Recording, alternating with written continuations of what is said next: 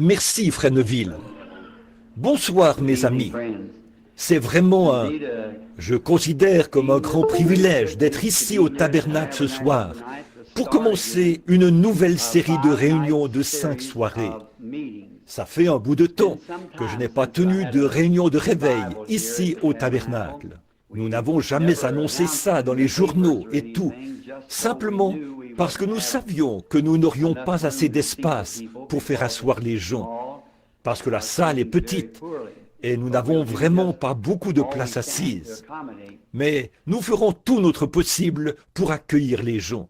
On voulait obtenir le gymnase de l'école secondaire ici, avant de l'annoncer. Mais là, c'est la période des classes maintenant, et c'est plutôt difficile de l'obtenir.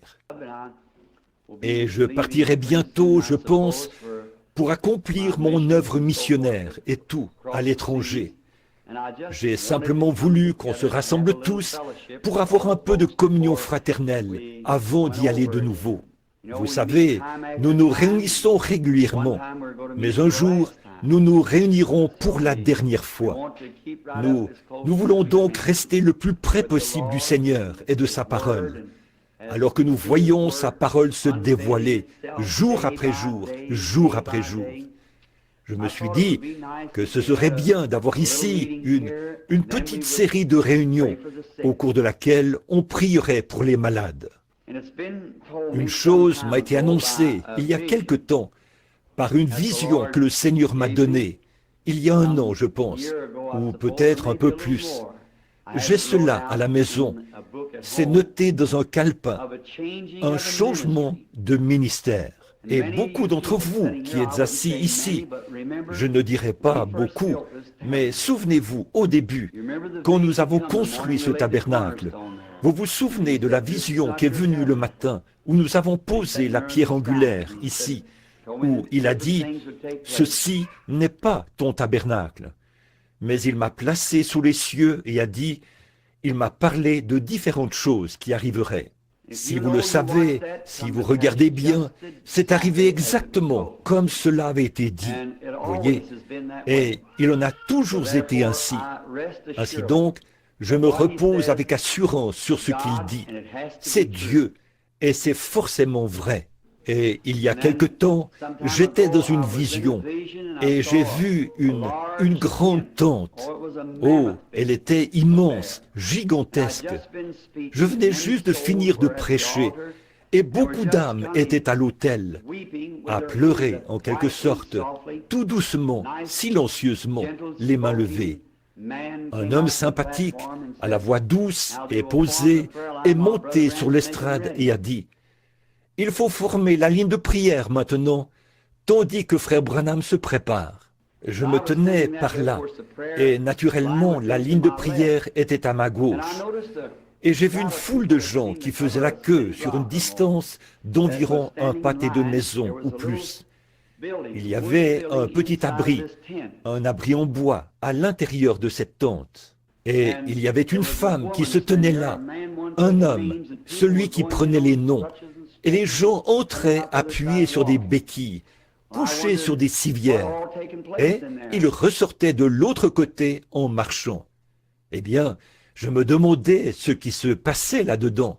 Et cet ange du Seigneur, dont vous voyez la photo ici, il m'a quitté, est allé au-dessus de ce petit abri et est resté là. Puis il est descendu. Et une voix a parlé et a dit « Je te rencontrerai là-bas ». Eh bien, maintenant, j'attends ce moment-là. J'étais en congé depuis quelque temps pour me reposer à cause du surmenage. Je suis de retour. Et ici, le week-end dernier, 3 soirs de suite, nous avons en quelque sorte abordé des petits points de doctrine de cette Église. C'est-à-dire samedi soir, dimanche matin et dimanche soir dernier, avant cette série de réunions. C'était en quelque sorte pour secouer l'Église et la préparer, afin de pouvoir aller de l'avant avec cette série de réunions qui commence maintenant. Et immédiatement après ceci, dimanche soir sera ma soirée d'adieu au tabernacle, pour autant que je sache. Je serai absent pendant un certain temps. Et maintenant, J'espère et je mets ma confiance en Dieu pour que dans le courant de cette semaine, je puisse utiliser cette petite salle ici comme salle de prière pour y faire entrer les malades, les affligés, et voir s'il va me rencontrer pour une fois de plus commencer ce nouveau ministère au tabernacle. J'aimerais vraiment voir cela s'accomplir. Je ne sais pas ce que c'est, mes amis. Je n'ai aucune idée de ce que ce sera. Mais à lui qui écoute maintenant, je crois qu'en ce jour, ce sera quelque chose de plus pour aider ces pauvres enfants qui sont malades et qui souffrent. Je lui promets d'être fidèle et loyal, et d'essayer d'être plus loyal que je l'ai été avec les autres dons qu'il m'a donnés. Et si ça s'accomplit, ça sera tout aussi réel que les autres. Bon, les autres dons n'ont en rien perdu de leur efficacité, voyez. Mais à présent, j'attends que quelque chose de nouveau se produise. Et j'espère que ce sera ici. Eh bien, je me suis dit que je parlerai peut-être ce soir pour voir comment je me sens. Et une autre chose que je voulais faire, quand on y entrerait pour la première fois, c'est que je voulais voir si je pouvais faire venir ma femme là-dedans, pour qu'elle soit avec moi quand ça descendra pour la première fois, afin de voir si ça se passera ainsi. Sinon, quand on fera passer les femmes, il faudra les faire passer 2 à 2. On fera entrer 2 femmes à la fois. Bon, je ne dis pas que ça va fonctionner dans un sens ou dans l'autre. C'est simplement pour que vous le sachiez, parce qu'il avait déjà été annoncé qu'on attendait qu'il se produise quelque chose de nouveau, et nous y sommes. Mais là, je ne dis pas qu'il m'a dit que ça se produira. Dans la vision, j'ai vu que c'était dans une tente. Mais évidemment, ça pourrait se produire n'importe où, n'importe quand. Nous attendons donc cela. Eh bien, nous allons essayer de vous laisser sortir de bonne heure. Le service de chant prendra une demi-heure, puis le service de prédication, l'appel à l'autel et tout prendra environ 1 heure, ce qui fera en tout 1h30, de sorte que ceux qui sont debout n'aient pas mal aux jambes. Et nous reviendrons demain soir. Bon, juste avant d'ouvrir cette bonne vieille parole bénie, soyez assurés que nous ne dirons jamais rien en dehors de ce qui s'y trouve, parce que c'est elle qui est le fondement. Et avant de le faire, courbons simplement la tête un instant pour un mot de prière. Dear God, as we stand tonight in thy presence, Dieu bien-aimé, ce soir, alors que nous nous tenons dans ta présence, nous sommes conscients de la fragilité de notre être et de ce que nous ne sommes que la poussière de la terre. Tu as fait de nous des êtres vivants pour t'honorer et te glorifier. Et nous sommes conscients que nos vies et notre destinée sont entre tes mains bénies. Par la foi, nous nous remettons entre tes mains, espérant qu'il nous sera accordé la destinée éternelle de vivre éternellement avec toi dans un monde meilleur, où nous n'aurons jamais à prier pour les malades et les nécessiteux, où il ne tombera jamais une larme d'une joue, où il n'y aura jamais de personnes faibles et ridées là-bas. Mais là-bas, nous serons éternellement jeunes, et la gloire de Dieu sera sur nous. Nous n'aurons pas besoin de guérison, car nous aurons été guéris pour l'éternité, pour toujours.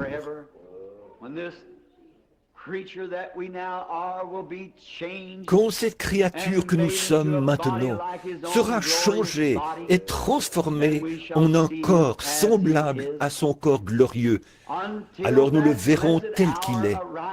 En attendant que cette heure bénie arrive pour chacun de nous, notre désir, c'est de déployer tous les efforts possibles pour glorifier ton grand nom avec la foi que tu nous as donnée. C'est la veille de ce petit rassemblement ici, dans ce petit lieu commémoratif, où nous gardons le souvenir du premier réveil que nous avons tenu ici. et de ces grandes œuvres puissantes que tu as accomplies pour nous par ta grande et puissante main. Un réveil est parti d'ici et il s'est répandu dans chaque nation. Et ce soir, partout dans le monde, des feux de réveil brûlent sur les collines. Des hommes et des femmes guérissent de leurs maladies et de leurs infirmités. Et ils s'avancent pour connaître le Dieu vivant et vrai. Ô Seigneur Dieu, répands sur nous ce soir une abondante mesure de ton esprit, Seigneur. Et si cela t'est agréable, Seigneur, si c'est dans ton plan divin, nous te demandons, ô Dieu, de bien vouloir commencer à manifester ce nouveau don dans ce bâtiment, afin que ceux qui sont restés ici, loin du champ de mission, et qui ont été les soldats de la prière, puissent voir la grande main de Jéhovah agir pour la première fois dans cette nouvelle phase. Accorde-le, Seigneur, et qu'ils aient part aux fruits. Nous demandons très humblement que cela soit accordé ici, puisque nous savons que ça s'accomplira quelque part, car nous avons le sentiment que c'est dans ton grand plan de le faire.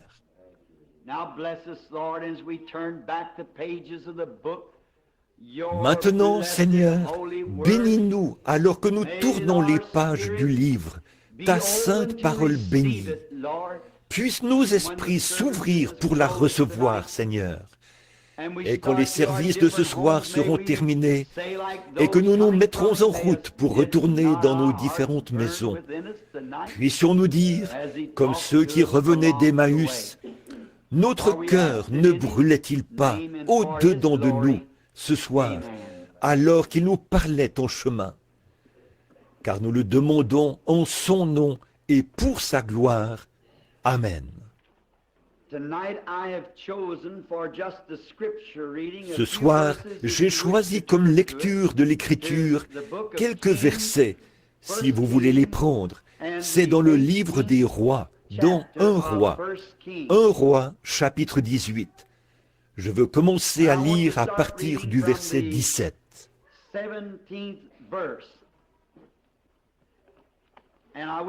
Et là, j'aimerais prendre comme sujet le faire sortir de l'histoire. Maintenant, pour vous qui prenez des notes, je vais répéter ça. Le faire sortir de l'histoire. Maintenant, 1 roi, chapitre 18, verset 17.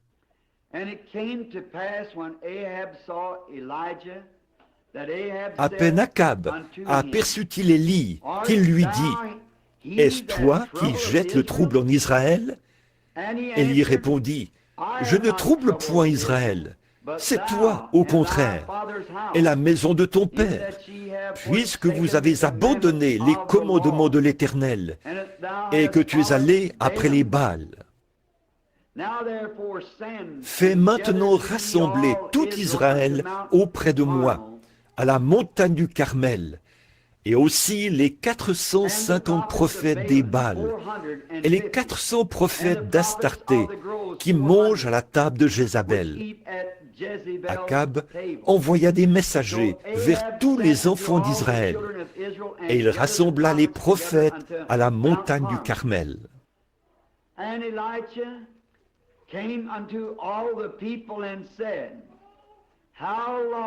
Alors Élie s'approcha de tout le peuple et dit, « Jusqu'à quand clocherez-vous des deux côtés?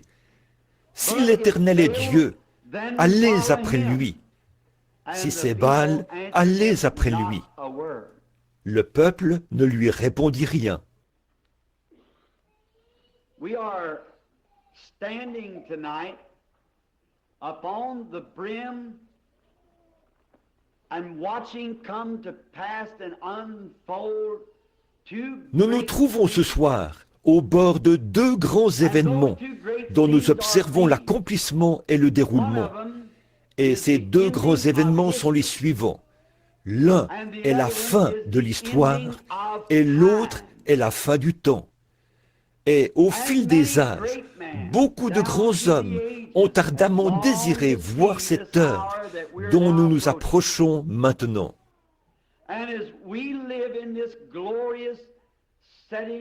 Et comme nous vivons au milieu de ce glorieux coucher du soleil mortel et à l'aube de la lumière éternelle, j'estime que nous vivons effectivement dans l'un des âges les plus glorieux qui ait jamais été donné à l'homme de vivre, parce que le temps arrive à sa fin et que l'éternité est en train d'y succéder.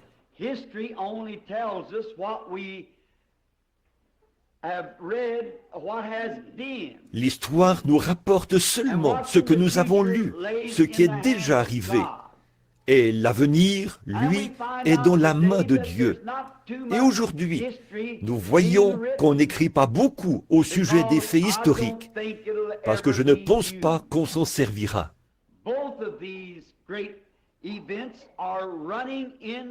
Ces deux grands événements se retrouvent maintenant dans des eaux peu profondes. Par exemple, la façon dont nous gérons la crise nationale. La sécurité nationale se retrouve maintenant dans des eaux peu profondes. Je voyage à travers le monde et il semble que notre pays n'est pas un cas isolé. Mais aucun pays ne sait vraiment quoi faire. On dirait que la confusion règne partout.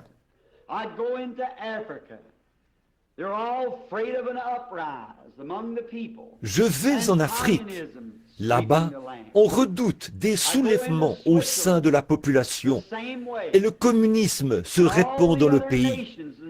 Je vais en Suisse, c'est pareil. Et dans tous les autres pays que j'ai visités, il semble que la paix est instable partout.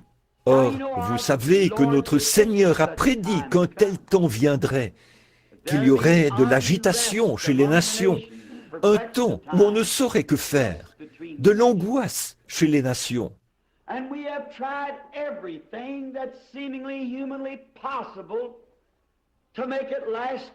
Et nous avons essayé tout ce qui nous semblait humainement possible pour faire que cela dure un peu plus longtemps. Mais moi, je crois qu'il n'y a plus de temps. Je ne crois pas qu'il y ait autre chose qu'on puisse faire à ce sujet. Nous sommes simplement à la fin de tout cela. Pendant un moment, on a essayé d'avoir des rois. Ça n'a pas marché. Puis, on a essayé la démocratie. Ça ne marche pas. Et on a essayé, ils ont essayé les dictateurs. Ça ne marche pas. Et dans chacun des cas, on dirait que ça se dégrade un peu plus chaque fois.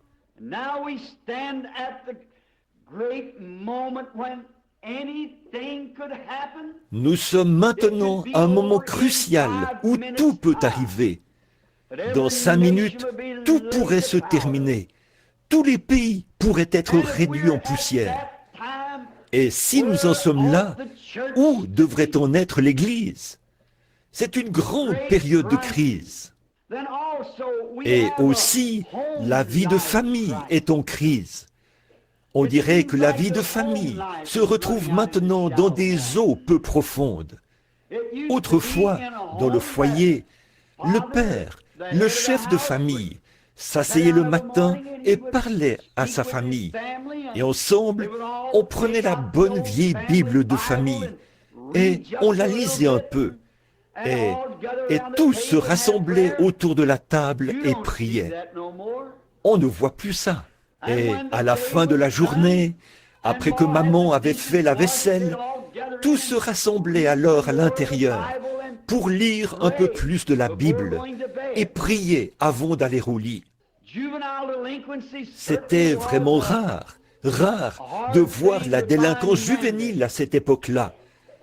Tous les garçons allaient travailler dans les champs et les filles aidaient maman à faire la lessive au ruisseau.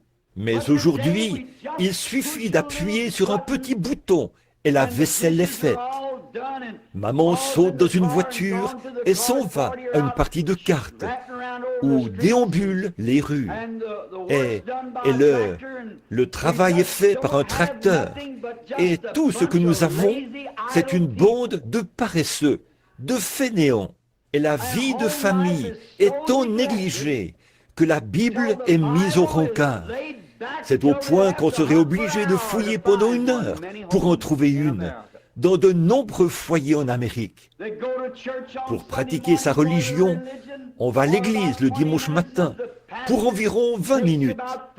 Et si le pasteur prend environ 30 minutes, il est convoqué au conseil. Qu'est-ce? Il n'y a plus de vie de famille. Autrefois, le père et la mère s'aimaient, s'honoraient et se chérissaient mutuellement. Et quand elle était vieille, grisonnante et ridée, et que son pauvre vieux visage se déformait, et que ses lunettes pendaient sur son nez, papa l'aimait autant que quand elle était jeune et jolie. Mais aujourd'hui, je n'ai pas l'intention de critiquer, mais quand elle prend un peu de l'âge, il les change tout simplement contre un nouveau modèle. On dirait que c'est la tendance, comme on change de voiture et tout. On dirait que ce véritable amour familial n'existe plus tant que ça. Il s'est passé quelque chose. Il n'y a plus de vie de famille. On n'a plus le bon vieux foyer américain qu'on avait il y a bien des années. Il y a une autre chose que je voudrais mentionner. C'est une autre chose qui est en train de disparaître. L'amitié. Il n'y a plus d'amitié. On dirait qu'il n'existe plus d'amis comme auparavant. Et les amis que nous avons ne sont plus des amis fidèles comme auparavant. Je me souviens qu'autrefois, quand quelqu'un tombait malade dans le voisinage, tout le monde venait l'assister dans ses travaux et lui donnait un coup de main pour tout ce qui pouvait être fait. Parfois, on passait toute la nuit avec lui. Comme je l'ai souvent dit, et c'est vrai, on ne sait même pas que le voisin est mort, jusqu'à ce qu'on le découvre dans le journal. L'amitié. Papa a une clé de la maison, maman a la sienne. Ils sortent tous deux pour revenir au milieu de la nuit. Les enfants ne savent pas où ils sont. Les plus petits sont avec la babysitter. Et c'est comme ça que les gens mènent leur vie. Savez-vous que la Bible a prédit toutes ces choses? Donc, qu'est-ce que c'est alors? C'est que nous sommes dans une position où nous voyons ces choses arriver au bout. Prenons la vie de l'Église. C'est là que tout a commencé. Il n'y a plus de vie d'Église. Aujourd'hui, les gens prennent l'Église presque comme une idole, comme un mât totémique. On s'assoit à l'Église pendant 5 minutes et on dit « J'ai pratiqué ma religion ». On donne sa petite contribution, ou que sais-je encore, pour payer le pasteur. Si ça ne suffit pas, on organise un petit souper pour compléter le tout et donner au pasteur.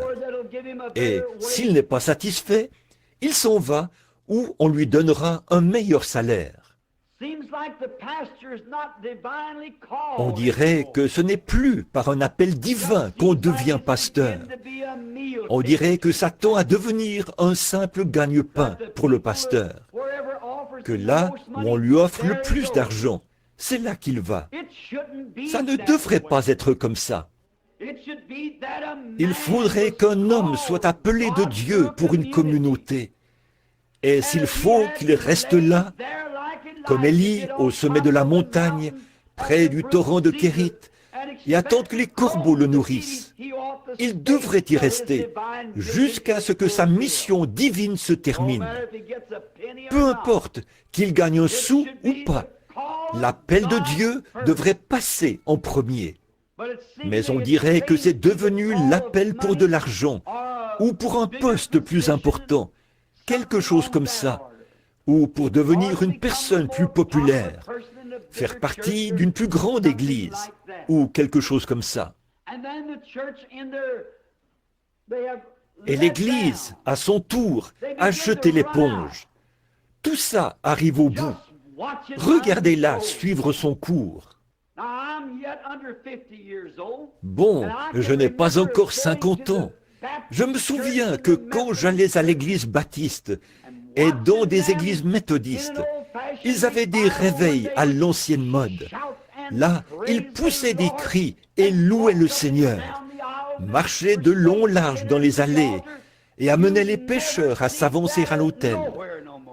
On ne voit plus ça nulle part. Autrefois, on avait des réunions de prière à l'ancienne mode lors des réveils. Et s'il y avait un pécheur dans le quartier, garçon ou fille, ces vieilles mamans et ces vieux papas priaient si fort que leur prière provoquait une prise de conscience chez ces jeunes. Et ils s'avançaient à l'autel. Et là, ils venaient à Christ. Mais on ne voit plus ça. On dirait que c'est dans des eaux peu profondes. Il me semble que les choses ne devraient pas du tout être comme ça.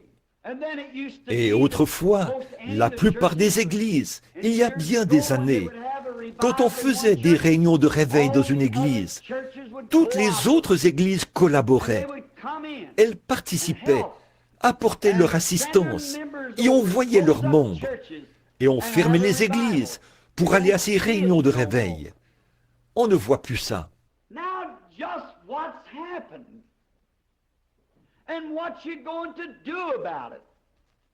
Qu'est-ce qui s'est donc passé? Et qu'est-ce que vous allez faire à ce sujet? Cela ne fait qu'accomplir la parole du Dieu vivant.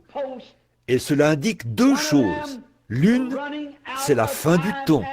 Et l'autre, c'est la venue du Seigneur Jésus.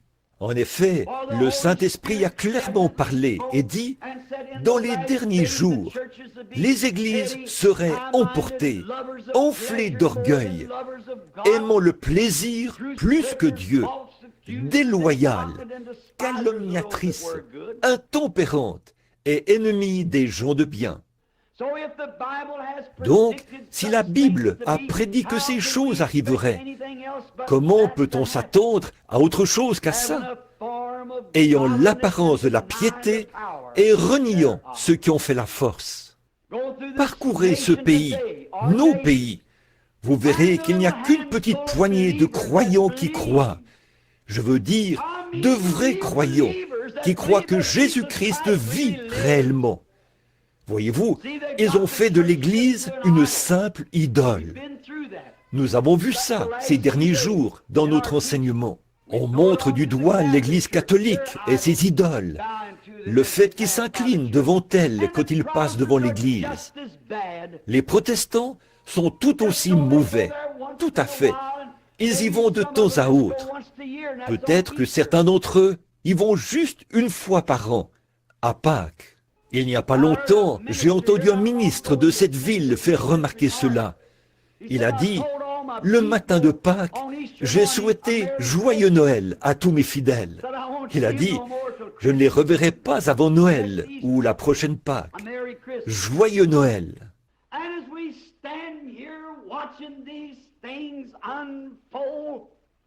Alors que nous sommes là, à voir ces choses se dérouler, tous mortels autant que nous sommes, nous savons que quelque chose doit arriver. Ça ne peut tout simplement pas continuer comme ça. Personne ne trouve le moyen de s'arrêter pendant 5 minutes. Partout dans les rues, ça se bouscule, ça court, on est pressé, on crée des embouteillages. Cet après-midi, quand les enfants marchaient sur la route, je revenais, c'était plutôt à midi, je revenais de New Albany. Et voilà une dame qui est arrivée là, à la hauteur de ses enfants, à environ, dans une zone limitée à 30 km à l'heure, à environ 100 ou 110 km à l'heure. Elle roulait aussi vite que possible. Où allait-elle? Quelques minutes après, j'ai demandé à la personne qui était avec moi, « Qu'est-ce que vous en pensez ?» 2 autres voitures sont passées à vive allure, comme des bolides, à la hauteur de ses enfants. Là, sur la petite rue où nous habitons, le matin, c'est comme une piste de course. les gens doivent se dépêcher de rentrer chez eux pour faire la vaisselle, ou écouter Arthur Godfrey, ou quelque chose comme ça. Où allez-vous? Qu'est-ce qui ne va pas? Ce qui cause tout ce dérèglement, c'est que les hommes et les femmes sont devenus des amoureux du monde actuel. La chose la plus importante devrait être de rentrer à la maison pour lire la Bible et prendre le temps de prier. Je pense à la mère de John Wesley, Suzanne. Elle était mère de 17 enfants et elle trouvait le moyen de passer du temps en prière. Je pense que c'était soit 2 ou 3 heures par jour. En plus d'élever et de prendre soin de 17 enfants, ce qui a produit l'un des plus grands prédicateurs au monde et l'un des plus grands compositeurs de cantiques de l'époque, John et Charles. En effet, elle prenait le temps de servir Dieu et non de traîner dans les choses du monde. Et quand nous voyons sombrer le fondement de notre pays, le fondement de notre foyer, le fondement de notre Église, alors, mes frères, que pouvons-nous faire? Alors, je veux dire ceci. Oh, si j'avais une voix qui pouvait résonner dans le monde entier. Il nous reste encore un fondement solide. C'est la sainte parole bénie de Dieu, la Bible. En effet, tous les cieux et la terre passeront, mais la parole de Dieu ne passera jamais.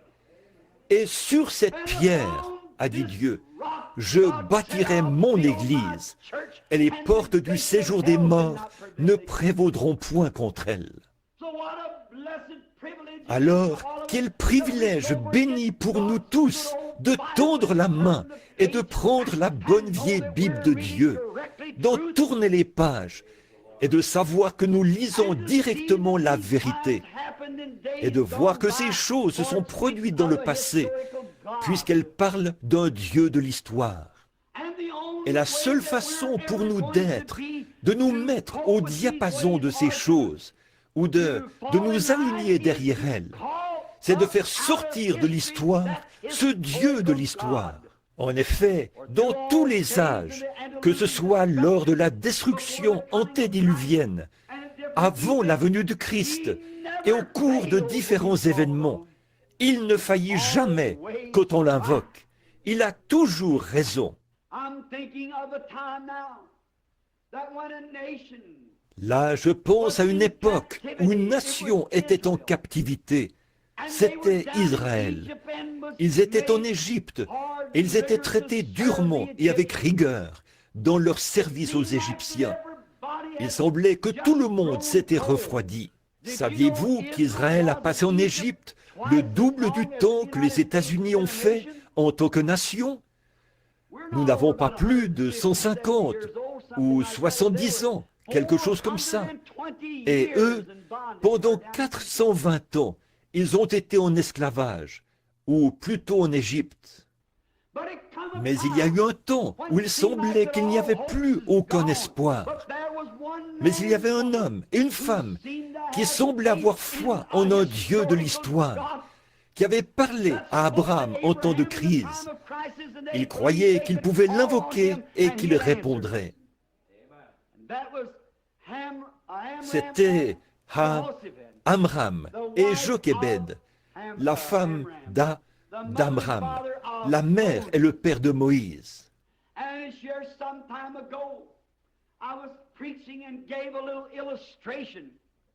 Et comme je prêchais ici il y a quelque temps, j'ai un peu illustré comment Amram rentrait chez lui le soir et il disait « Jochébed, je suis très fatigué ». Il avait sur le dos les marques fraîches des coups de fouet du chef de corvée. Et peut-être qu'elle était là, à nettoyer patiemment ces endroits. Et en pleurs, elle disait « Oh, Amram, n'y a-t-il rien qu'on puisse faire ?» Je peux l'entendre dire « Oh, chérie, si tu avais été avec moi aujourd'hui, tu les aurais vus battre les jeunes garçons qui essayaient de tirer les charges. mais ils étaient sans cœur. Ils les ont traités comme des animaux. Ce sont nos jeunes Israélites. N'y a-t-il rien qu'on puisse faire? C'est ce que je me demande maintenant. Je vois nos jeunes, ces adolescents qui seront les hommes et les femmes de demain, nos adolescents d'aujourd'hui. Les cheveux jusqu'au cou et le pantalon porté sous les hanches, un pistolet accroché sur le côté, une cigarette au coin de la bouche. Qu'est-ce que cela va devenir? C'est encore l'esclavage sous le diable. N'y a-t-il rien qu'on puisse faire? Et Amram, peut-être, l'un des rares habitants du pays, montait les marches d'un petit escalier, peu importe sa fatigue. Là, chaque soir, il invoquait le Dieu d'Abraham. Ce Dieu qui, comme il l'avait appris, était venu à Abraham, était venu à Job, était venu à Isaac, était venu à Jacob, aux heures de la détresse. Et certainement, s'il avait été Dieu en leur jour, il serait Dieu en ce jour-là.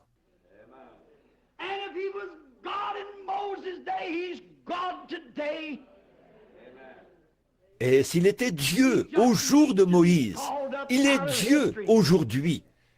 Il suffit de le faire sortir de l'histoire et de l'appeler sur la scène. Et je peux voir Amram, soir après soir, peu importe combien il était fatigué, cela prouvait sa foi en ce Dieu.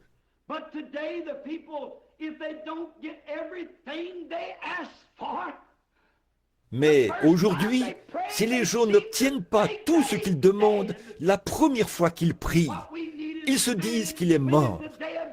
Ce qu'il nous faut aujourd'hui, c'est des hommes et des femmes nobles d'esprit, des hommes et des femmes qui sont déterminés à tenir ferme, jusqu'à ce qu'ils voient un Dieu qui vit vraiment passer à l'action, des gens qui ne renonceront pas. Ils sont bien décidés à s'en tenir à cela. S'ils sont malades et que le médecin leur a dit qu'ils ne peuvent pas se rétablir, il y a cependant quelque chose en eux qui leur dit qu'ils vont se rétablir. Tenez ferme, quoi qu'il arrive. Avez-vous adhéré aux églises du monde dénominationnel après que vous avez épuisé toutes vos forces? Allez d'un lieu à l'autre sans jamais trouver de soulagement? Il y a encore un Dieu qui répond à la prière et qui sauve du péché. Et comme on peut le constater, Amram, malgré ses nuits pénibles, le dos qui saignait, il montait de nouveau les marches, priait jusqu'à 2 ou 3 heures du matin. On aurait dit qu'il parlait au vent. Là, au fond de son cœur de juif, il y avait une foi ardente qu'aucun vent de doute ne pouvait jamais éteindre. Voilà le genre d'hommes et de femmes que nous voulons voir entrer en scène aujourd'hui. S'il ne répond pas ce soir, il répondra demain soir. S'il ne répond pas cette année, il répondra l'année prochaine. Car il est un Dieu. Non pas un Dieu, mais le Dieu. Et nous voyons qu'Amram, soir après soir, il montait les marches. Et Jochébed s'approchait de lui et disait, « Amram, mon chéri, tu as prié là-haut toute la nuit. Pourquoi ne demandes-tu pas à certains des jeunes hommes où tu travailles de prier un peu? Eh bien, chéri, et s'ils ne le font pas, il faut que quelqu'un le fasse. Il faut que quelqu'un prie jusqu'à exaucement. » Voilà le sentiment qui devrait animer chaque chrétien ce soir. Ne pas attendre quelqu'un d'autre, mais prendre les devants nous-mêmes jusqu'à exaucement. Si nous croyons que la Bible contient de l'histoire, c'est aussi un livre prophétique qui nous dit que ce même Dieu se lèvera dans les derniers jours. Et il est temps qu'il entre en scène. Voilà ce qu'Amram savait, que Moïse avait prophétisé Ou, non pas Moïse, excusez-moi, Abraham avait reçu une promesse de la part de ce Dieu de l'histoire, qui n'avait répondu à aucune prière depuis 400 ans, d'après ce que l'histoire nous rapporte. Mais il avait promis qu'il les ferait sortir. Et on dirait que notre Dieu reste bien silencieux depuis longtemps, mais l'heure est venue où il va entrer en scène. Un soir, ça faisait peut-être plusieurs années qu'Abraham priait. Ses cheveux commençaient alors à grisonner, et toujours pas de délivrance. Mais la situation empirait continuellement. Un soir, il est passé vraiment aux choses sérieuses. Voilà comment nous devons nous y prendre. Passer vraiment aux choses sérieuses. Il a dit, « Ô Dieu, c'est ce que tu as promis. » Et nous l'avons attendu avec impatience. Et nous voyons que tous les signes sont là et que le temps est proche. Il est temps que tu fasses quelque chose à ce sujet. Alors qu'il était vraiment plongé dans la prière et qu'il priait de tout son cœur, il a regardé et voici que quelqu'un se tenait dans un coin. Il s'est frotté les yeux et a regardé de nouveau. Là se tenait un ange, son épée nue dans la main. Il a dit, « La délivrance arrive. Tu engendreras un fils, et c'est lui qui les délivrera. » Voyez-vous, Dieu répond toujours à la prière, n'est-ce pas? À condition que nous tenions ferme.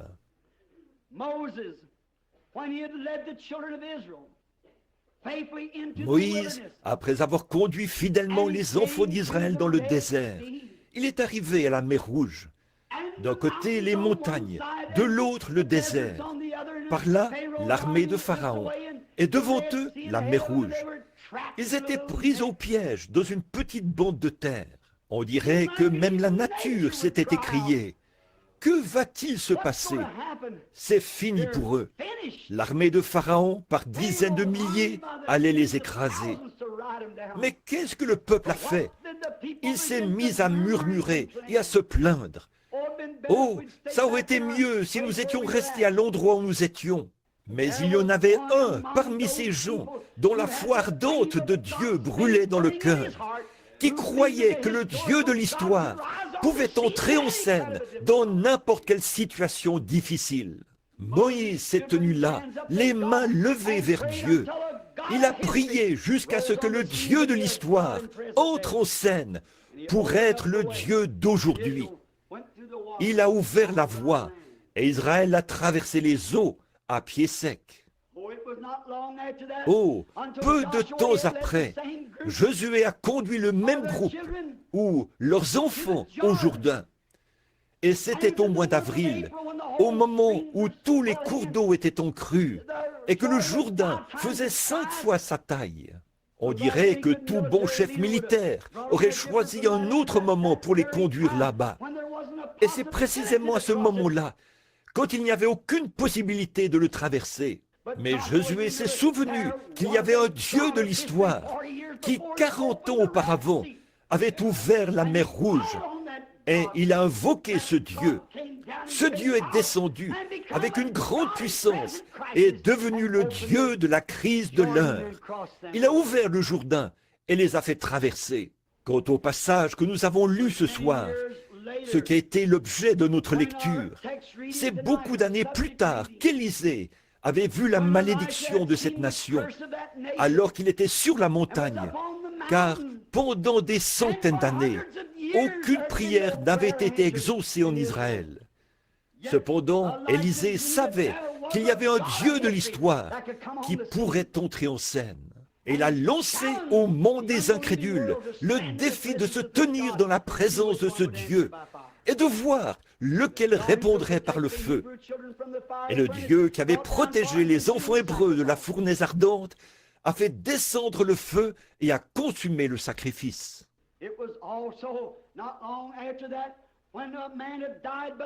Peu de temps après, un homme du nom de Lazare était mort. Il y avait un Dieu qui vivait encore.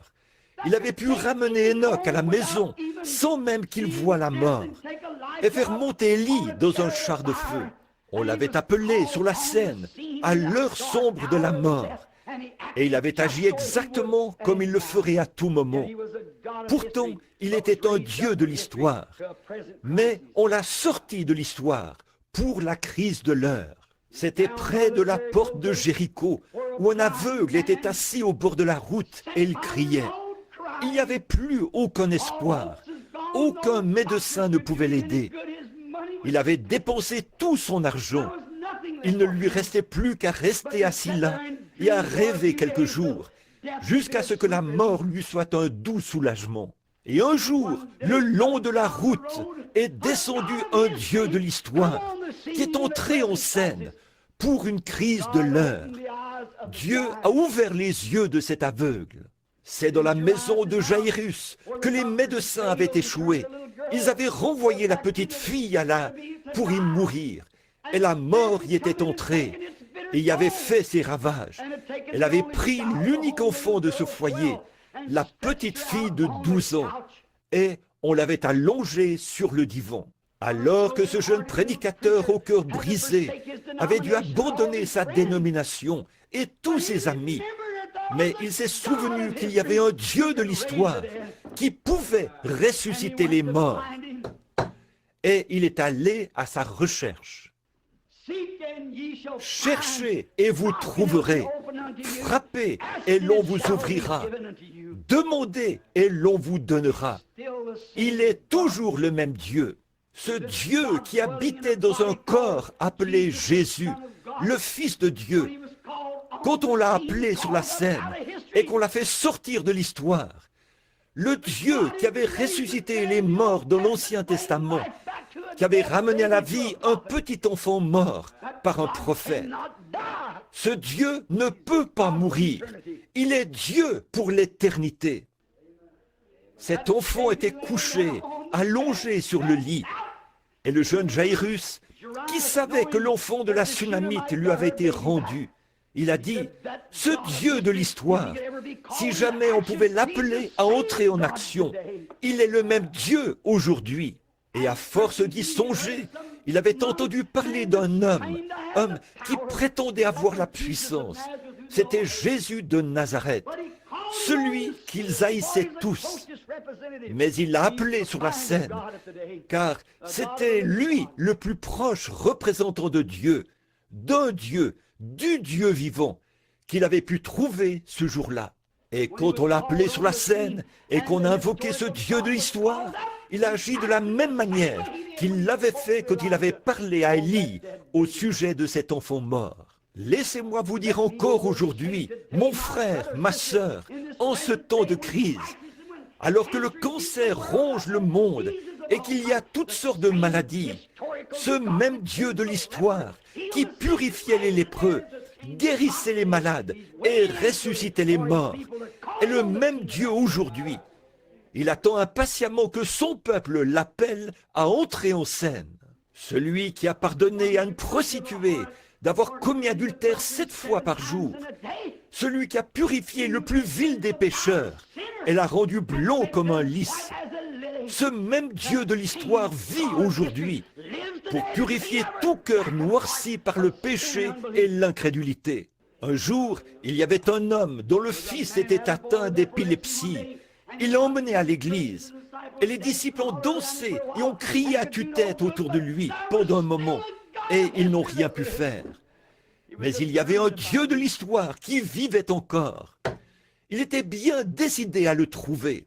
Quand il l'a vu descendre de la montagne, il a couru vers lui et a dit « Seigneur, aie pitié de moi. Un démon s'est emparé de mon enfant.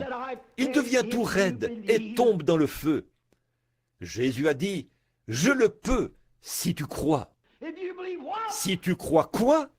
Si tu crois que le Dieu de l'histoire vit encore aujourd'hui.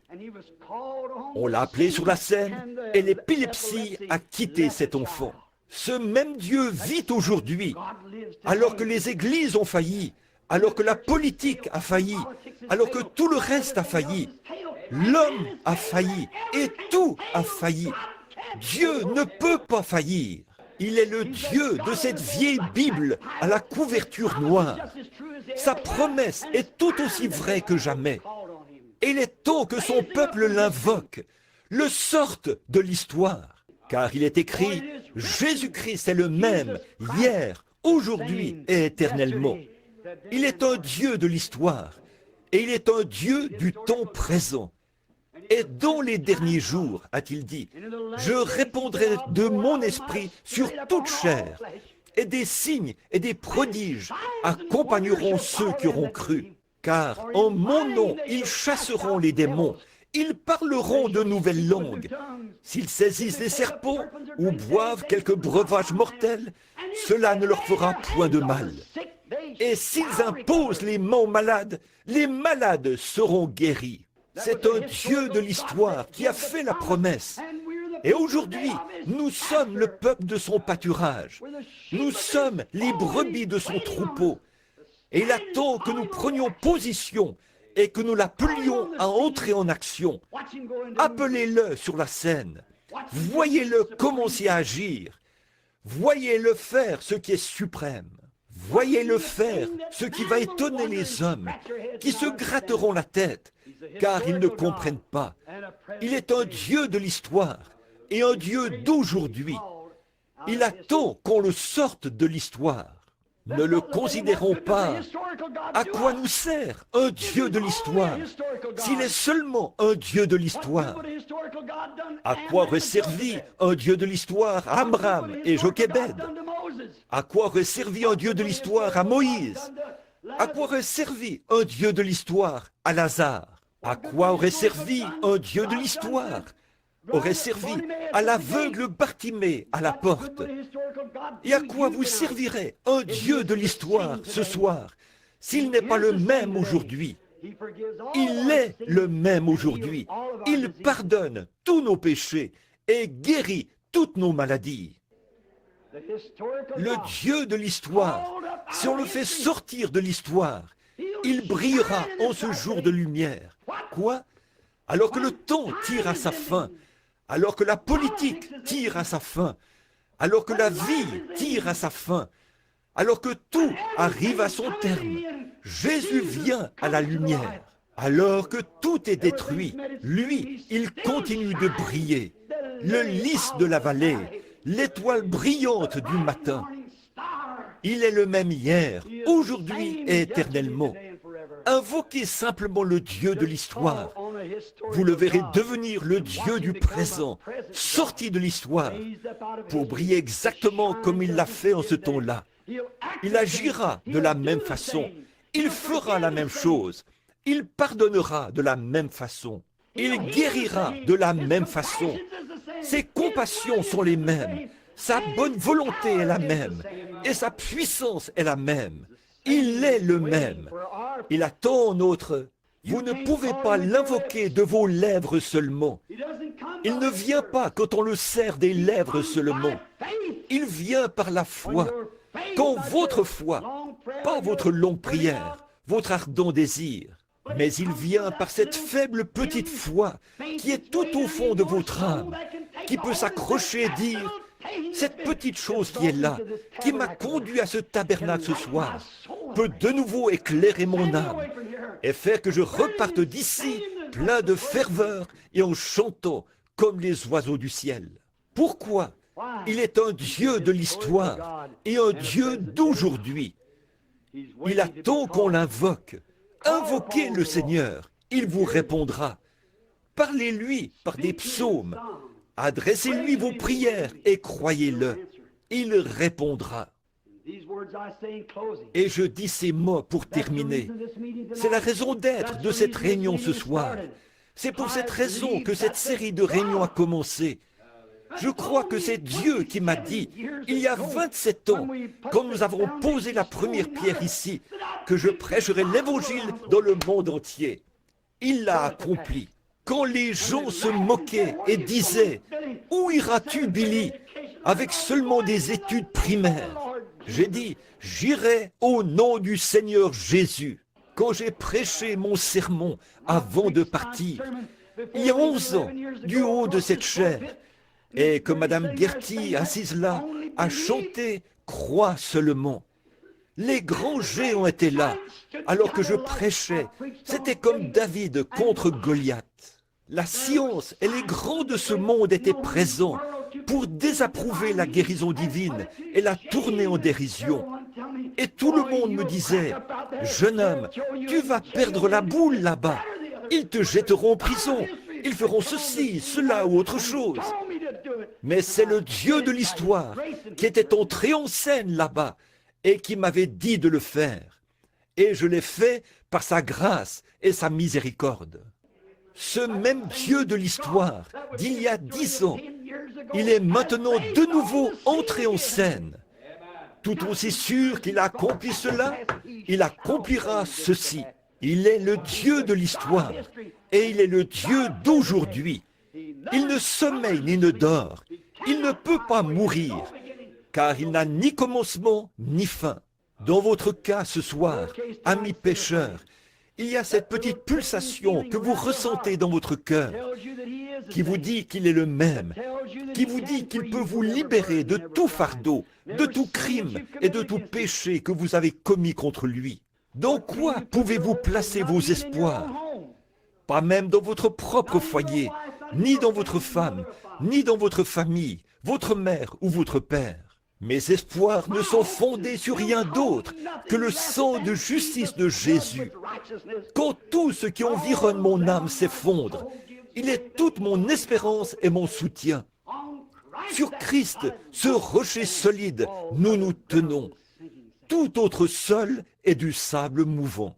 L'Église, les amis, peu importe ce que c'est, toutes ces choses tirent à leur fin. Mais lui, il vit éternellement. Et parce qu'il vit, nous vivons avec lui. Que donneriez-vous en échange? Que pourriez-vous donner? Et si Dieu vous appelait ce soir à répondre au jugement, que feriez-vous à ce sujet? Vous placez vos espoirs dans la nation? Elle se disloque, comme toutes les autres. Vous placez vos espoirs dans une certaine élection à venir? Ces hommes, je n'ai rien contre eux, mais ils sont mortels et ils passeront. Vous ne pouvez placer vos espoirs dans quoi que ce soit qui puisse tenir, si ce n'est dans le Dieu de l'histoire, qui a promis qu'il se lèverait. Et un jour béni, il se peut qu'on vous emmène là-bas, et que celui qui ensevelit vous enterre. Mais celui qui ressuscite viendra un de ces jours.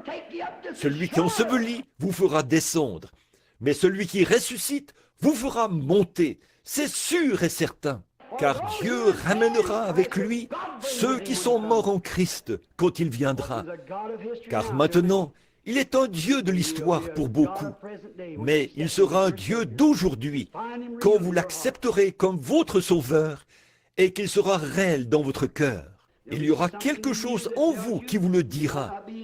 Il se peut que vous n'ayez aucune émotion. Il se peut que vous ne pleuriez pas. Il se peut que vous ne parliez pas en langue. Il se peut que vous ne couriez pas. Il se peut que vous ne poussiez pas des cris. Mais il se passera quelque chose que vous saurez, qui vous fera savoir que quelque chose s'est produit. Votre vie va cadrer avec cela, aussi longtemps que vous vivrez. Et quand la dernière heure arrivera, et que vous quitterez ce monde, vous ne craindrez aucun mal. Car tu es avec moi, ta houlette et ton bâton me rassurent. Quand le médecin vous aura abandonné, qu'il sera parti, et que vos veines commenceront à se refroidir. Comme M. Vauder l'autre soir, notre illustre ex-maire de la ville. Il est allé écouter M. Nixon parler. Il est mort sur place. Un homme bien, en bonne santé, autant que je sache. J'étais en déplacement. Quand je suis revenu, ma femme a dit, « Billy, es-tu au courant quand elle est morte ?» L'autre jour, jeudi, ma petite fille était là, à l'école, avec une petite fille, et dimanche, on l'a enterrée. Elle avait attrapé la pneumonie. Cela atteint son cœur ou quelque chose comme ça. Ça l'a tuée. Elle est morte. Et une de mes amies, là, Madame Williams, la femme de Buck Williams, je le connais depuis des années. Zella Breckman, là-bas. Elle est ici, quelque part dans le bâtiment. C'est sa sœur. Elle habitait là, à côté de nous, pendant des années, quand on habitait de l'autre côté de la rue. Elle s'en est allée. Elle était un peu nerveuse. Mais à mon retour, elle était partie. Vous voyez ce que c'est? Un de ces jours, c'est vous allez y faire face. Et tout l'argent que vous pouvez amasser, tous les amis que vous pouvez multiplier, il n'y a pas de mal à ça. Mais toutes ces choses, reléguez-les au second plan. Croyez que ce Dieu de l'histoire est le Dieu d'aujourd'hui, qu'il est le même. Vous verrez ce qu'il fera pour vous. Pour vous qui êtes malade et qui êtes dans le besoin, le médecin vous a abandonné. Il ne peut plus rien faire pour vous. Souvenez-vous, le Dieu de l'histoire est le même Dieu aujourd'hui. Prions pendant un instant maintenant, alors que nous courbons la tête. S'il y en a ici ce soir, je ne sais pas, en ce qui concerne le salut de votre âme, s'il y en a ici ce soir qui savent que ce Dieu a promis qu'il viendrait en un instant, en un clin d'œil, quand vous n'y penserez pas. Si ce Dieu n'est pas avec vous et que vous vous imaginiez simplement que vous l'avez, souvenez-vous, telle voie paraît droite, mais son issue, c'est la voie de la mort. Si vous n'êtes pas certain que vous êtes sauvé ce soir et que s'il venait, vous iriez avec lui, voulez-vous simplement lever la main vers lui et en le faisant dire « Aie pitié de moi, ô Dieu !» Merci, que Dieu vous bénisse. Beaucoup de mains se sont levées. Y aurait-il quelqu'un d'autre avant que nous terminions? Voulez-vous, avons compris? Que Dieu vous bénisse, jeune femme. N'ayez pas honte, là, certainement. Ça sert à quoi de prêcher un Dieu de l'histoire s'il n'est pas le même aujourd'hui? Et frères et sœurs, je dis ceci. Une fois, j'ai lu au sujet d'un Dieu de l'histoire. J'ai lu à son sujet dans des livres. J'ai lu à son sujet dans la Bible. Mais un jour, je l'ai rencontré. Je l'ai rencontré. Il est venu à moi. Il m'a dit de ne pas boire, de ne pas fumer et de ne pas souiller mon corps. Et qu'il avait quelque chose à me faire faire, que je serais un peu plus grand. Je n'étais qu'un petit garçon. Il a confirmé cela. Il l'a fait. Voici sa photo que la science a prise, accrochée ici maintenant. Voyez, le monde le sait. Il l'a confirmé parmi vous. Il connaît chaque pensée de votre cœur. Il a confirmé ce qu'il est. Il est le même Dieu aujourd'hui. Il n'est pas un Dieu de l'histoire. Ne soyez pas, ne laissez pas le monde vous leurrer par les souillures, les choses du monde. Croyez-le maintenant. Voulez-vous lever la main? Ceux qui ne l'ont pas fait, voulez-vous lever la main pour dire « Oh Dieu, je n'en suis pas sûr, mais je veux en être sûr. Laisse-moi. » Que Dieu vous bénisse, jeune homme. Quelqu'un? Que Dieu vous bénisse là-bas, ma sœur. Que Dieu vous bénisse, mon frère. Quelqu'un d'autre? Que Dieu vous bénisse, ma sœur. Que Dieu vous bénisse là-bas, mon frère. C'est vrai. Vous dites, frère Bill, est-ce que ça changera quelque chose pour moi si je lève la main? Levez la main une fois et vous verrez. Frères et sœurs, chaque fois qu'on fait quelque chose correctement, on se sent bien. Soyez honnêtes. Ne mentez pas à Dieu, là. On ne ment pas à Dieu. Il le sait. On se ment à soi-même. Vous savez, un mensonge est une chose si horrible que ça peut vous conduire devant des cours fédérales et des cours pénales. Et là, on vous mettra un détecteur de mensonges au bras. Et vous ferez tout votre possible pour que ça sonne comme si c'était la vérité. Mais vos nerfs attesteront que vous dites un mensonge. Pourquoi? Vous n'avez pas été fait pour mentir. Et si un détecteur de mensonges le sait, qu'en est-il de Dieu? Vous dites, mais frère, je suis baptiste, je suis presbytérien, je suis méthodiste. C'est très bien. Je vous demande une chose. Avez-vous déjà rencontré ce Dieu de l'histoire? Est-il descendu dans le buisson ardent devant vous, et vous le savez? A-t-il parlé à votre âme, et avez-vous la certitude que vos péchés sont effacés? Si ce n'est pas le cas, ne prenez aucun risque. Ne vous contentez pas d'adhérer à une église ou d'avoir été là et d'avoir éprouvé un petit sentiment de bien-être. Vous devez le connaître. Entendre parler de lui, avoir ses bénédictions, ce n'est pas ça qui donne la vie, mais le connaître lui. C'est ça qui donne la vie. Le connaître personnellement. Le pronom personnel, le connaître. Il ne s'agit pas de connaître son livre, d'être un bon étudiant, d'être un bon membre, ni un homme bien ou une femme bien. Ça ne suffit pas. Ça, c'est le produit de la loi. Mais il s'agit de le connaître, lui. L'avez-vous rencontré? Le Dieu qui a parlé à Moïse dans le buisson ardent, vous est-il apparu? L'avez-vous entendu vous parler, de sorte que vous êtes sûr que c'était lui? S'il ne l'a pas fait, levez simplement la main, dites « Ô Dieu, parle-moi maintenant.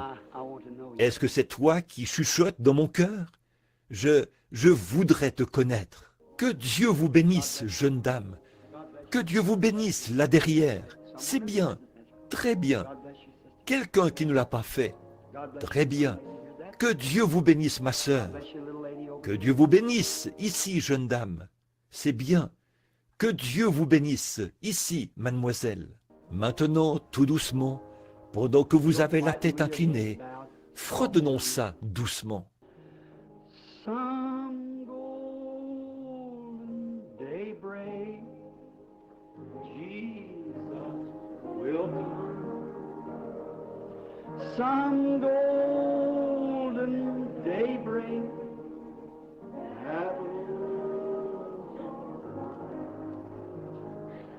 we'll shout victory, break through the blue. Some golden daybreak for me, for you. Maintenant, vous qui avez levé la main, si vous désirez que je prie pour vous, et vous croyez que Dieu m'exaucerait, voulez-vous avancer ici à l'autel? Je vais me tenir ici et prier un peu avec vous. L'autel est ouvert. Que Dieu vous bénisse, mon frère. Très bien. Que Dieu vous bénisse, frère. Que Dieu vous bénisse, ma sœur. Levez-vous et venez. Si vous croyez que Dieu vous aidera et qu'il exaucera la prière que je ferai pour vous aider à venir à lui, à le connaître, avancez maintenant. Ne voulez-vous pas le faire? Some golden daybreak, Jesus. Qu'est-ce qui nous dit que ce ne sera pas demain matin?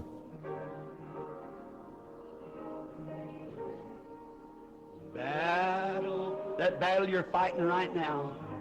Ce combat que vous menez en ce moment, ne voulez-vous pas qu'il soit gagné maintenant? Qu'il soit gagné maintenant, pour que vous puissiez crier victoire.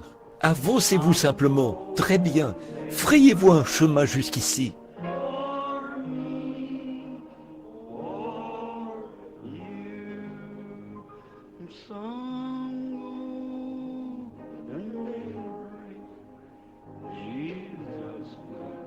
Just get right up, that's right. Make your way right up around.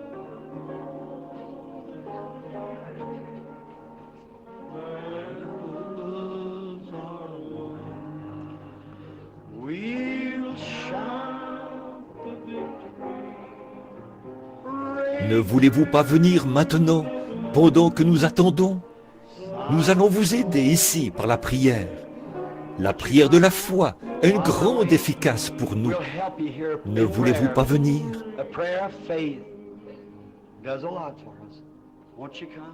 Je vous incite à venir, d'accepter le Dieu du temps présent. Pas simplement un Dieu qui consiste à aller dans une église et dire « Eh bien, j'ai adhéré à l'église ».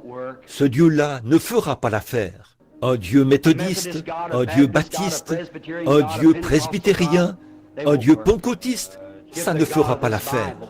Recevez le Dieu de cette Bible. Un Dieu pentecôtiste ira dans le monde. Un Dieu méthodiste ou un Dieu baptiste ou tout autre Dieu dénominationnel. Mais le Dieu de cette Bible vous rendra semblable à Jésus. Il le fera certainement. Son esprit habitera en vous et toute votre vie sera changée. Ce tempérament colérique, cette méchanceté, cet esprit qui ne pardonne pas, Cette chose rongera votre âme perdue pour l'éternité. Je suis simplement en train de lancer un filet maintenant. C'est à vous d'y voir. Laissez-vous attraper, le voulez-vous? Avancez-vous, placez-vous autour de l'autel ici. Beaucoup d'entre vous ont levé la main là derrière. Vos voisins de siège vont vous laisser passer.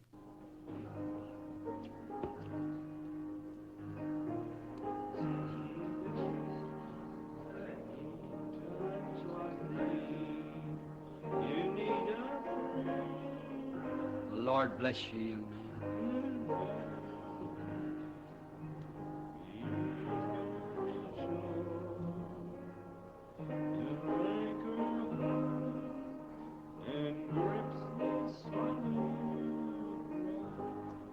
Now, while she's softly playing the music, here stands. Que le Seigneur vous bénisse, jeune homme. Maintenant, pendant qu'elle joue doucement la musique, plusieurs se tiennent ici autour de l'autel. 7 âmes sont venues se tenir autour de l'autel. Saviez-vous que 7, c'est un nombre parfait pour Dieu? C'est la perfection. Le Saint-Esprit vient de descendre sur une personne qui se tient ici, maintenant même. C'est ce que j'appelle le Saint-Esprit, mon frère. Maintenant, il est là, pour chacun de vous. Soyez simplement humble dans votre cœur. Et si c'était la dernière fois que vous ayez l'occasion de vous tenir autour d'un autel, et si c'était la toute dernière prière que vous feriez maintenant, Jésus va venir. Il se peut qu'il frappe à votre porte avant demain matin, vous savez. Vous devrez partir un jour. S'il est un Dieu de tout, il est le Dieu de l'histoire et il est le Dieu d'aujourd'hui. Il vous a parlé. Vous vous êtes levé ici devant lui pour le rencontrer. Vous vous êtes avancé pour le rencontrer. Il va vous rencontrer. Il est ici maintenant. Seulement, dans votre cœur, confessez tout ce que vous avez fait qui n'est pas bien. Dites, « Ô Dieu, aie pitié de moi, je suis un pécheur. J'ai mal agi et je confesse maintenant de tout mon cœur que j'ai tort. Je veux que tu aies pitié de moi et que tu pardonnes mes péchés. Je te servirai le reste de mes jours. Et que ce petit feu qui brûle dans mon cœur, cette petite foi qui a fait que je vienne ici à cet autel ce soir, qu'il puisse pénétrer tout au fond de mon âme. Que ce feu se déclenche maintenant même et qu'il brûle ardemment en moi, de sorte que je puisse dire, « Oui, tu vis, Jésus, et je t'aime. » Et je vais te voir entrer en scène dans les prochaines heures pour accomplir des choses, de grandes choses. Je suis si content de m'être avancé quand tu as parlé à mon cœur. Je vais te voir débarrasser les gens des cancers, guérir les malades et les nécessiteux, les entendre revenir et témoigner de ce que Dieu aura fait pour eux. Ce Dieu de l'histoire, qui est sorti de l'histoire, c'est le même aujourd'hui qui entre en scène. En effet, cette fois-ci, il vient pour rester, sa seconde venue. Prions maintenant, que chacun de vous prie avec moi.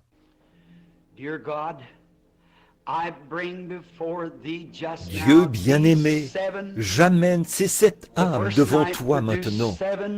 Le premier soir a produit 7 astres errants. Dans ta précieuse parole, tu as dit, « Nul ne peut venir à moi si mon Père ne l'attire premièrement. Et je ne mettrai pas dehors celui qui vient à moi, mais je lui donnerai la vie éternelle et je le ressusciterai au dernier jour. »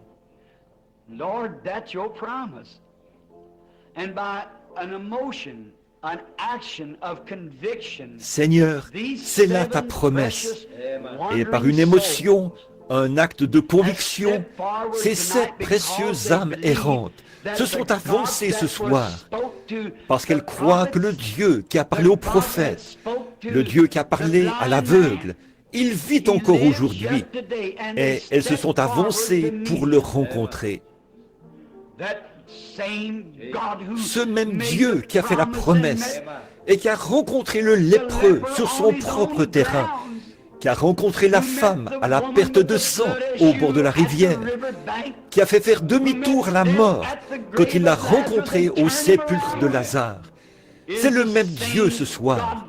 Il est ici pour rencontrer cette mort spirituelle et lui faire demi-tour et dire « Retire tes mains de ces gens qui sont venus me confesser après que mon esprit leur a fait la cour. Je leur donnerai la vie éternelle et personne ne peut me les ravir. Je les ressusciterai au dernier jour. » Nous te remercions pour eux, Père, et nous prions qu'ils restent fidèles entre tes mains jusqu'à ce que la mort les libère.